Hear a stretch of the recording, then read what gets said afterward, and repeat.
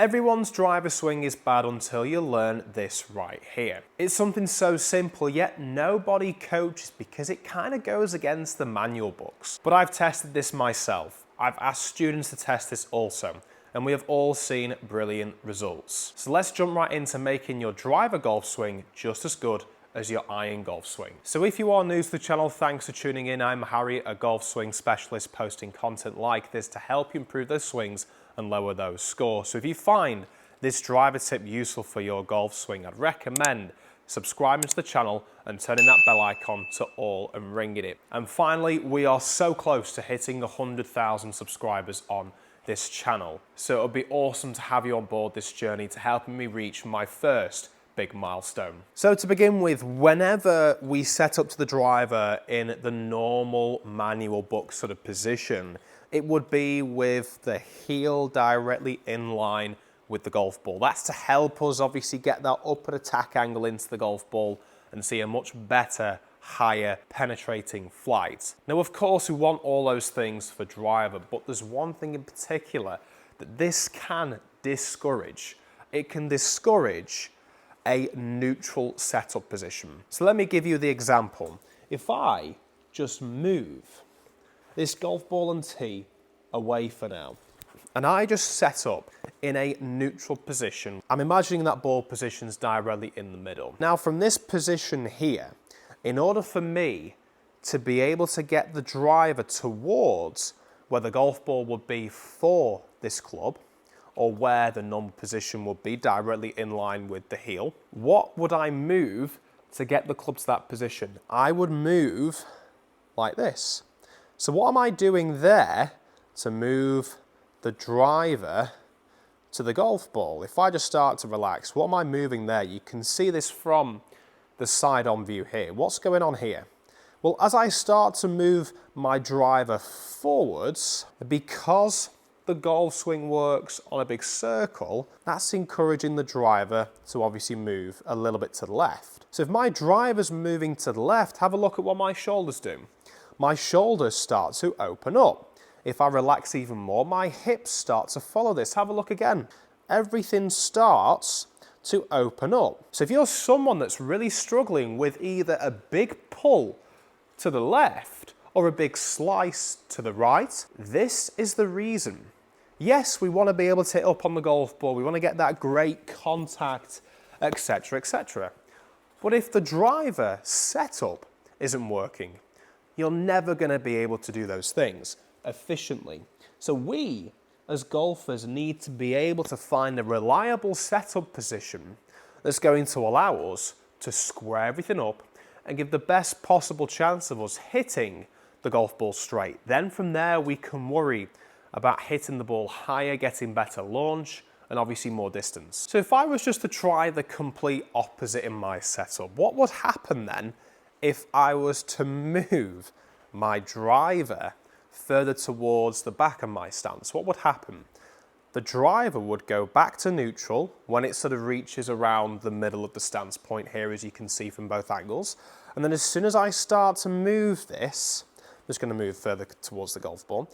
As I start to move this further back towards my trail heel, it looks a little bit weird, of course, club face pointing miles to the right here, driver coming inwards towards the right here, but look at what happens to my shoulders.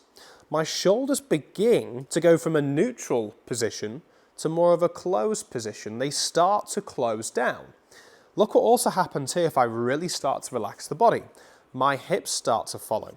My knees start to follow as well into this position here. Now, as strange as that looks with the driver, look at how much better my setup is from this angle here. If I was to set up to the golf ball like this, as weird as it looks, it's really starting to get me into an anti-slice or anti-pull setup position. So what I'm going to do is begin with, just so I can find the right position to me to make this work, I'm simply just going to hit one from the middle of my stance just to begin with. I've placed the ball position further back in my stance, more towards the middle here, as you can see, way further back in comparison to where we had it just earlier on.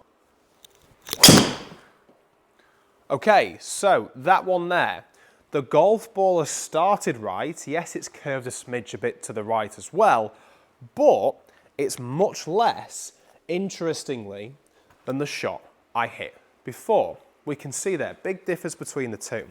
So although my club face was probably pointing maybe more to the right on that one, it hasn't gone as far to the right because my path is working in a better way, a way that's going to allow me to start to promote more draw shots. So that shot there, pretty decent, obviously a little bit offline.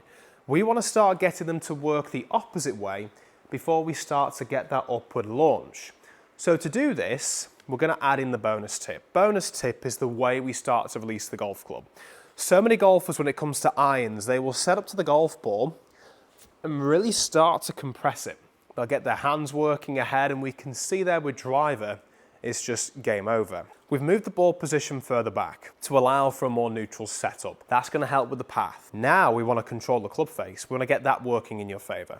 So as we make our golf swings, we want to allow this club shaft to return back down to the golf ball in a very much so neutral position. If we start to go this way, as I mentioned, it's going to the right. Great for irons because we can compress the golf ball, driver no good. So we want to imagine there's an object, a very straight up and down object, vertical line like so that as we come to hit the driver, the whole shaft is going to hit that object first. I'll give you an example of just using a big golf bag like this one I've got here. So I'm going to place this over here. What I want to make sure is that during my golf swing, the club shaft doesn't hit it here like this, or if we were to have a bigger bag or bring it closer, it would hit my hands, wouldn't it, first? We want the whole club shaft and the driver to hit that bag first. Now look at the way my lead arm is working here. Rather than holding this arm like so and having my elbow facing towards the target, I'm having to promote this action here. This action here is what we call external rotation. So external rotation, as you can see, starts to allow me here to close that club face down. So not only is this going to help us get the right shaft angle, it's going to help us start to close that club face. So let's just take that bag away and show you exactly how this works with the setup. So tee back in its normal spot, of course. Then from here, I'm just going to make a couple of practice swings, one hand only, from the top of my golf swing, just allowing this elbow to face down rather than up. If it faces up, we can see there we're dragging the handle open club face. As soon as I allow from the top of my golf swing here for the elbow to face down, if we replay that in slow motion from the face on view, we can see there what happens. My driver head naturally comes back down to the golf ball at impact with the club shaft nice and straight, no forward shaft lean like so.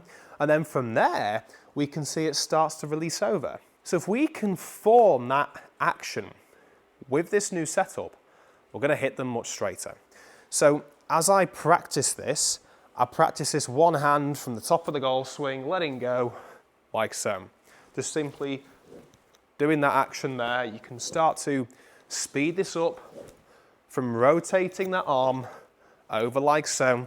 This action here rather than this action here. So once I've got used to that, both hands onto the golf club, my right hand, my trail hand here, and arm are just on to guide that golf club. But now I can start to feel, because my lead arm is rotating this way, my trail arm has to work the opposite way. It has to work the same way, but it's working differently. This arm's moving towards the body, this arm is moving away. So both of them are working together in opposites to allow this club face to close down. And that right there is how we get those drives back to square. So normal stance, back of the stance, so sort of more towards the middle. I'm just focusing on a neutral setup like so, and really focusing on allowing those arms to release over to hit that draw. And there we go, a drive there that I've allowed to start to curve actually more towards the target, taking a look at the shadow of the tracer. So as we can see here with the numbers on the screen, so club path here I've been able to swing still in to out from me squaring up my shoulders to a closed bias position. We can also see my club face relationship to the path. We can see there it's at minus 2.3. So that means that my club face is closed to my golf swing. That means that I'm not going to hit that big slice, and because of my club path being in to out, those two mean that it takes out the also pull shot that I hit at the beginning of the session. So it takes out those two shots, and we were concerned at the start as well about hitting up on the golf ball. Well, if we release the golf club more naturally the way I've taught you, we're going to be able to generate more effortless speed. And that speed will help you propel the golf club up into the air, just like we have done with that one there. So if you've enjoyed this video and come this far, I'd highly recommend checking out this video over here where I dive into way more detail on this release factor and how you can really start to fine-tune this into your driver golf swing. Thanks for watching. We'll hopefully see you in that video next.